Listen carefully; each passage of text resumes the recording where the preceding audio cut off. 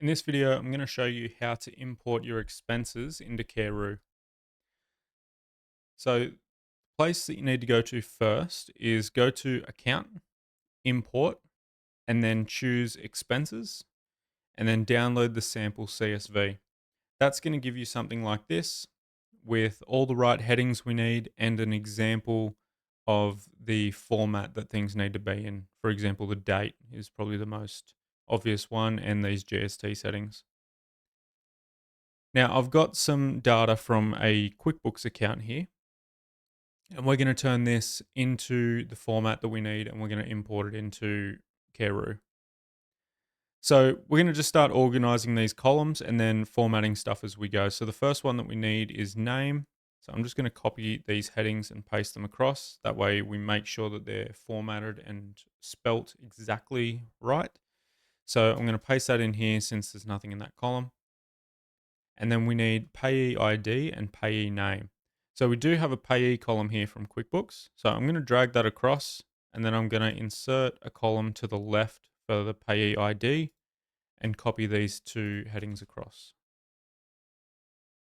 So payee ID would be the number, like the ID of payees that you have saved in Kareroo already.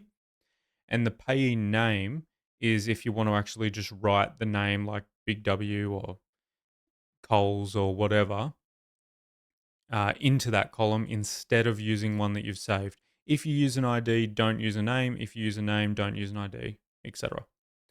All right, so now it's time for the payment date. Now this one is where it can get a little bit tricky. So first I'm going to paste across the name or the heading, sorry. And then we need to format these dates correctly. So you can see that Kareroo wants it with the year dash month dash day with leading zeros. So we need to get these dates to look like that. So highlight all of the dates. Actually, the first thing we need to do just to double check something so that we don't get any issues is you need to go to File, Settings, and then check that this says Australia and then save. If it says anything else, change it to Australia so that the dates format correctly. Save settings. And now we can, still with them highlighted, we can click on the 1, 2, 3. And I already have this saved from previous times, but the way to get this format here is to go to custom date and time and then have it like this. So you need year, and it needs to be the full numeric year, dash month with leading zero, dash day with leading zero. So you can just basically type that in. To get these things here, you click the drop down and select what you want. So year, full numeric year like that. And then you can just type the dash in between the options. Once you have that, click apply, and that is going to set our dates up correctly. Now we don't need this type column, so I'm just going to delete that. Number is probably what we would use for reference number. So before we get ahead of ourselves, I'll insert a column to the right. We don't have a payment method column. So what I'll do is I will paste this across, and I just default to setting everything to card, but if you do cash, then that's up to you. But just set it as a text of whatever you do, bank transfer, anything like that. Next, we need reference number, so I'll change the number to reference number. GST setting is next, so I'll change this blank column into the GST setting. And then by default, I usually have this to inclusive.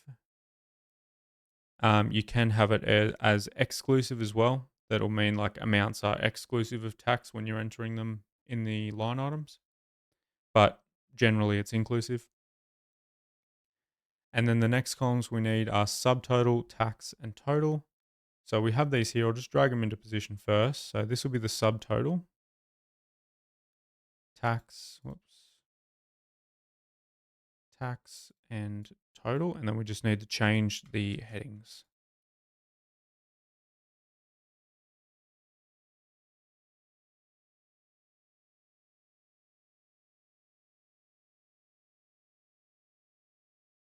Like so.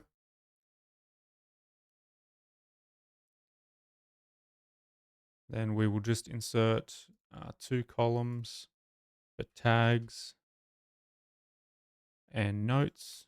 You can completely ignore tags. and just add the notes if you want to. Next, we need our business percentage. So I think this was called split in some other platforms, but we just named it as something a bit more applicable, which is business percentage. And then you can set this anything from 0 to 100. So if by default you want everything to be full business percentage, just set everything to 100 and drag it down. If, for example, with these ones being fuels and oils, for the car, we might know that our percentage for the car is 75. So we'll just set all of these to 75 based on our logbook. And then we need a category ID and category name. So here we have a category column. So we'll insert a column to the left for the category ID, which just like payee would be a number based on categories or expense categories that you've already saved in Kareroo. And then we'll change this category column to be category name.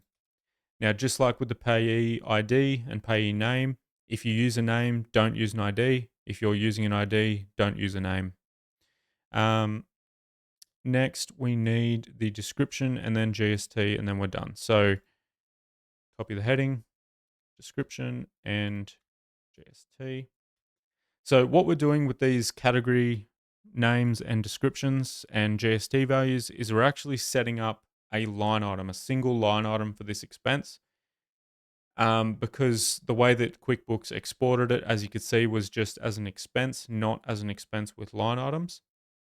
So basically what we're going to do when we're importing them is we're going to create an expense with one line item that's going to be for the whole thing. So you can just add a description in here or you can leave it blank. For the GST, you just want to set whether or not it was charged GST on that purchase or whether it was GST exclusive. So most things are GST, have GST charged on them. I'm just going to set true for all of these. I'm going to leave the description blank. And then just so that we can see that these are imported, I'm going to put expense 1, drag that down, expense 2 and 3. For the payee name, I'll put payee 1, drag that down. And then we can pretty much leave everything else as it is. Yeah, let's do it like that. So now that we've got that done, we can go File, Download, and we want to download it as a CSV. Once that downloads, we can go back to Kareroo.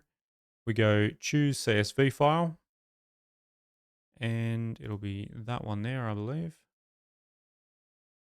Just double check. Yep. This one here. So we'll choose that one, and then we hit Upload. All right, import results. 3 imported, 0 failed, 3 total. So now if we go back to expenses, we should see expense 1, expense 2, expense 3 for pay 1, pay 2, pay 3. 75% business percentage. Totals all look correct. Dates look correct. So that has worked perfectly. Now the same thing applies for most other things that or all other things that you're importing. And there's just these subtle little changes, like with the clients, you need to format the address and things like that. But we have guides for all of those as well. But really, it's just getting those headings correct, and then making sure that you format all of the fields like dates, addresses, etc., in the correct manner so that when it imports properly.